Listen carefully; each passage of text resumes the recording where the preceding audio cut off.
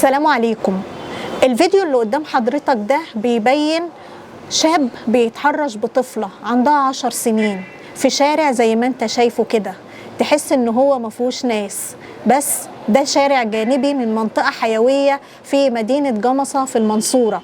اللي نشر الفيديو ده والد الطفلة من كاميرات المراقبة بتاعت المحل بتاعه، فأنا بحيي والد الطفلة اللي نشر الفيديو. هو كان نشره مش عشان يوصل للشرطة أو يعرف الشاب ده، لأن الشاب ده مش معروف في المنطقة اللي حصلت فيها الحادثة دي، كان نشره علشان الأهالي تاخد بالها من عيالها.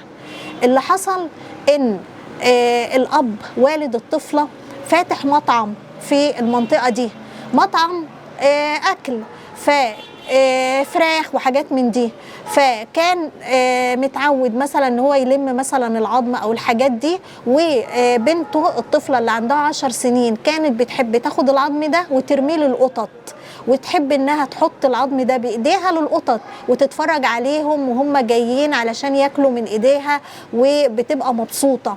وهم طبعا بيجمعوا العظم وبيرموه بعيد شويه، مش بعيد قوي عن المطعم، حوالي 5 متر يعني المسافة ما بين المكان اللي حصلت فيه الواقعة ومطعم والد الطفلة ما فيش 5 متر. فالبنت كانت متعودة تاخد العظم ده وترميه عشان ما يرموهوش جنب المحل، فالقطط بقى تخش جوه المحل وتضايق الناس وكده. فالطفلة كانت داخلة الشارع والشاب ده شافها وهي داخلة، فلما شافها اتحرك هو واستناها على ما تودي الاكل للقطط، وهي راجعه شافته وقفها، فهي بتحسبه بيسالها على المطعم بتاع والدها او حاجه، فوقفت عشان تعرف هو عايز ايه او تجاوبه. ففجاه لقيته بيعمل فعل فاضح، فتح سوستة البنطلون وعمل فعل فاضح. فالبنت لما استوعبت اللي شافته بعينيها جريت، خافت وجريت على والدها واهلها اللي في المطعم. فمفيش 30 ثانيه طلع الاب وجري اهلها راحوا عشان يشوفوا الشاب، فالشاب جري هرب. فالاب ما كانش يعرف الشاب ده ايه، والمنطقه زي ما احنا عارفين منطقه جمصه منطقه حيويه، يعني منطقه مصيف وكده وفيها محلات كتير، فمنطقه مش مهجوره ولا حاجه. فالاب حاول يوصل للشاب ده ما عرفش، الشاب جري فص ملح وداب. فالبنت طبعا كانت منهارة عندها 10 سنين، وشافت طبعا منظر بشع وسمعت منه كلام بشع، فبدأ الأب يحتضن بنته ويطمنها ويقول لها ده إنسان مش كويس ومش كل الناس كده، وبدأ ينشر الفيديو بنفسه على السوشيال ميديا عشان يوعي الناس ويعرفهم باللي بيحصل في الشارع عشان ياخدوا بالهم من عيالهم. ففوجئ الأب إن الشرطة بتتصل بيه وأخدت الفيديو، والحمد لله الشرطة وصلت للشاب ده، وصلت له.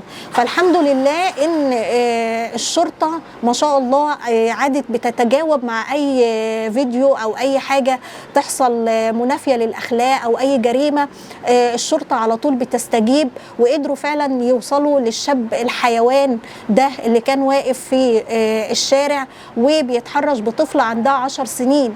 أنا مش فاهمة إيه اللي هيعود على الشاب ده لما يتحرش بطفلة أو يعمل الفعلة دي، أو إن واحد طالع باص أو وسيلة مواصلات ويتحرش ببنات ويلزق في بنات، إيه اللي هيعود عليك؟ يعني إيه المتعة اللي أنت بتوصل لها من القصة دي؟ ولا أي حاجة ولا أي حاجة. ليه إحنا بنعمل كده؟ اقل حاجه تتقال على الناس اللي بتتحرش بالبنات بتاعه الجامعه او الستات الكبيره اللي راكبه مواصلات، او البنات اللي راحه الجامعه، ليه بتعمل كده؟ ليه بتيجي على نفسيه البنت؟ فالحمد لله ان بقى في وعي، اي بنت بتتعرض لموقف تحرش بتصور وتنزل على النت، وهو الغبي ده مش عارف ان بقى الشوارع كلها مليانه كاميرات مراقبه، مش عارف ان الناس كلها عادت بتشير على النت. يعني بقى في وعي، الحمد لله بقى في وعي، والبنات ما عادتش بتخاف، والاب ده عنده شجاعه كبيره، مش زي اي اب يقول لك هداري على بنتي او دي فضيحه او ما عادش الكلام ده. فضيحه لمين؟ ده فضيحه للحيوان، للشاب اللي حاول ان هو يتحرش بالبنت. فالحمد لله في وعي كبير، في وعي كبير بين الاهالي، وفي وعي كبير بين بناتنا، ان هم اي حد يعمل لهم حاجه تحرش لفظي او جسدي او اي حاجه انها تطلع وتقول عشان تاخد حقها، وعشان المجرم ده ما يكررش الفعل تاني مع حد غيرها. فلازم نطلع ونقول ويبقى عندنا الشجاعه عشان ما يكررش ده مع ناس تانية. احنا كده بنحمي نفسنا وبنحمي ولادنا وبنحمي ولاد غيرنا. والسلام عليكم ورحمة الله وبركاته.